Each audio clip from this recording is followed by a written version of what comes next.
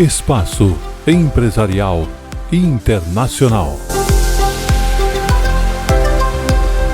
Muito bem, estamos de volta com o nosso Espaço Empresarial Internacional e no Espaço Empresarial Internacional um assunto de momento. Infelizmente, no Brasil, algumas empresas até multinacionais estão aí deixando o mercado nacional, deixando muita gente aí até mesmo sem os seus referidos empregos, que é a garantia de sustento da família.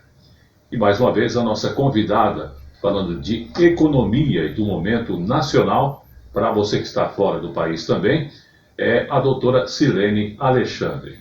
Doutora Sirlene, dentro do que o mercado hoje apresenta, essas situações de quebradeira de empresas grandes, né, não de porte, porque tivemos aí o caso da Americana, que foi um escândalo, né? É um escândalo. E, na verdade, atrás da Americanas tem outras empresas de grande porte. Tem a livraria, parece que a Cultura. Cultura também, né? Ambev, né? E outras empresas mais. O que acontece? Essas empresas estavam estruturadas numa economia diferenciada, estavam jogando com o mercado. Tudo, é um conjunto de tudo isso. O que acontece, o que aconteceu, está acontecendo e irá acontecer, porque eu coloco irá, porque o Banco Itaú já está na mira.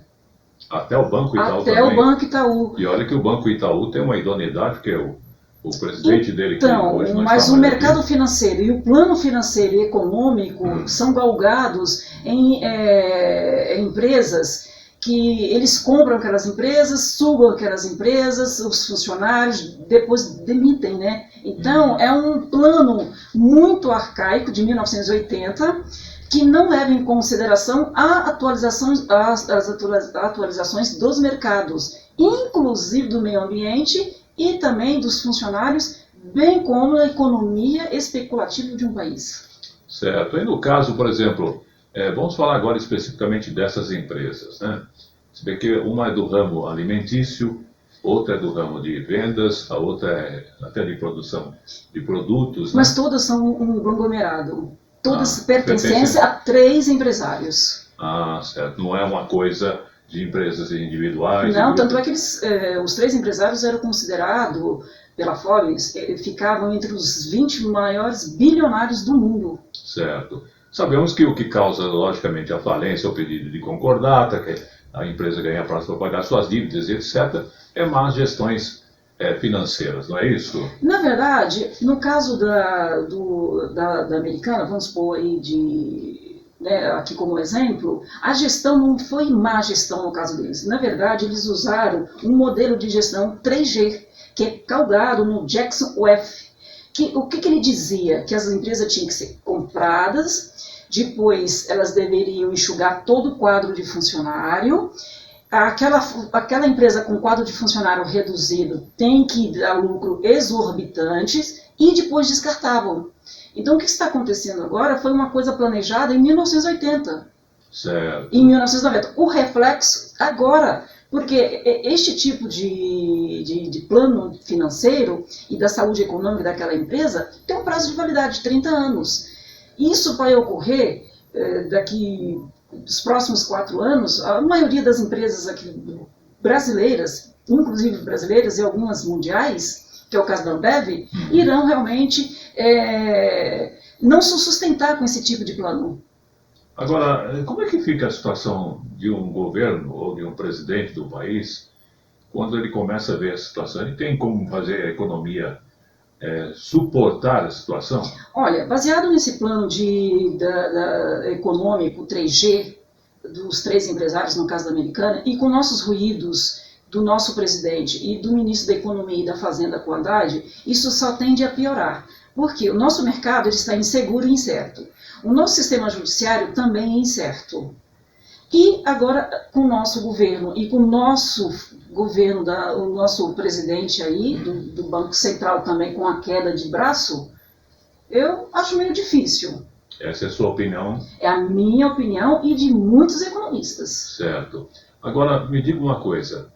Nessa situação, se você fosse um administrador econômico, teria um plano para tirar as empresas, apesar daquilo que você falou? Sim. Porque, veja, a gente vai falar depois no assunto da inflação, mas eu vou tocar hoje nesse quadro aqui especificamente sobre a questão de que existe um plano até, não só aqui no Brasil, mas no mundo todo, de que muitas empresas passarão a utilizar os sistemas autônomos, ou a inteligência artificial, com dispensa de vários funcionários e etc., né? Ficando aquele que é essencial para controlar isso. Com isso, causa desemprego, causa alterações na inflação, causa alteração em produção e uma série de coisas. Isso também vai gerar essas circunstâncias. Vai gerar muitas circunstâncias. Agora, e dentro disso, o que isso tem a ver com essas circunstâncias de empresas realmente deixarem de existir? Não é só o interesse econômico de ter um grupo, ele deu lucro, aí você joga ele fora. Bom, primeira coisa, o país, o nosso presidente, o país, o nosso economista, nossos economistas, o nosso presidente do Banco Central, o Haddad, né, da economia e da fazenda, eles têm que fazer uma estratégia, um plano estratégico para que essas empresas se recomponham para gerar emprego.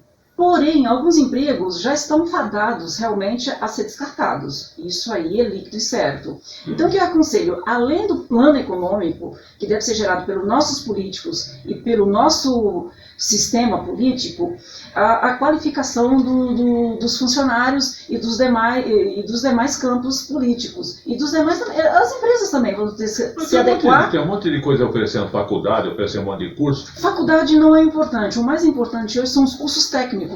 Está faltando no Brasil hoje cursos técnicos, não de faculdade. Eu vejo muitos anúncios de emprego por aí, dizendo que você tem que ter MBA, tem não sei o quê, e na realidade, até o salário não corresponde a tantas exigências e qualificações, e até funções que muitas pessoas não vão exercer dentro daquele cargo, que não dá tempo, né? Exatamente. Aqui no Brasil tem 5 mil empregos, 5 milhões de empregos para engenheiros. O Brasil teve uma decadência muito grande nos anos 80 e 90 que desqualificou e diminuiu esse profissional. Então nós já estamos começando a contratar engenheiros de fora, pagando em dólar, e quando nós temos um engenheiro com MBA, com outras coisas, eles pagam menos, desqualificam muito esta função, este profissional qualificado. Lembrando que nós temos uma das melhores faculdades de engenharia do mundo, por incrível que pareça, nós somos referências do mundo, e esta função é desqualificada, recebendo menos, recebendo em real, que é o nosso caso, nossa moeda, enquanto que outros engenheiros muito bem qualificados também, recebendo em dólar e muitas das vezes recebendo 3, 4 vezes a mais do que os nossos engenheiros. Certo. É uma história um pouquinho já corriqueira do mercado, né? Que antigamente o americano chegava aqui, tinha mais valor que o brasileiro e etc. Hoje muitos brasileiros têm ido ao exterior, feito até cursos em faculdades tradicionais, e alguns conseguem os seus empregos no exterior aí, até em funções bastante importantes. Eu quero dizer que a faculdade MBA não é tão importante. O Brasil está faltando bastante técnicos, principalmente em TI. Então, gente, é estudar, mudar o seu conceito, mudar a forma de pensamento de trabalho. Hoje, ninguém está admitindo administrativamente alguém para atender um balcão, ser uma auxiliar de escritório. Hoje, tudo isso exige uma tecnicidade de informática. Qualquer empresa, ela vai querer contratar hoje um funcionário técnico na área de informática, na área de RH, na área de economia, em qualquer outro âmbito. Então, essas funções de auxiliar, de atendentes, elas estão fadadas, daqui 5 a 10 anos não existir mais. Então, o nosso povo, as pessoas têm que estudar.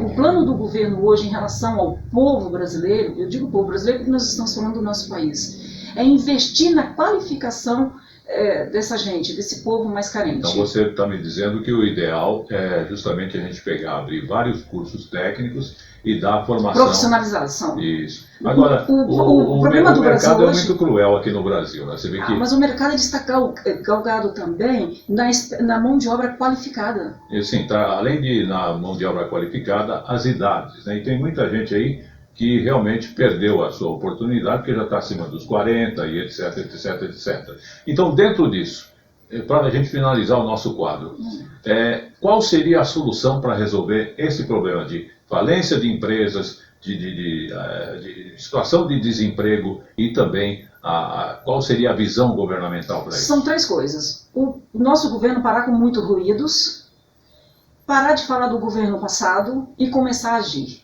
São essas três coisas. Quanto às empresas, elas têm que pedir a sua recuperação judicial, tá? E reformular novamente um plano para essas empresas crescerem, desenvolverem e novamente contratar os seus funcionários, porque essas empresas, Ambev, Americanas e outras grandes, todas as empresas, as maiores empresas do Brasil, que é um conglomerado, que estão ali constituídas, vão demitir até o final do ano 2 milhões e 600 milhões de empregos. Muito bem, então você que está desempregado, qualifique-se tecnicamente, que olha, é uma garantia aqui no Brasil. Para você, empresário que está vindo para cá e está buscando oportunidade de investimento, o país é bom para investimento. Espaço Empresarial Internacional, com a presença da doutora Silene Alexandre. E também a sua pergunta pode ser enviada para nós através do contato direto aqui da produção, ou mesmo através da doutora Silene, que é advocaciatrindade@hotmail.com. E o Espaço, então, Empresarial Internacional vai ficando por aqui.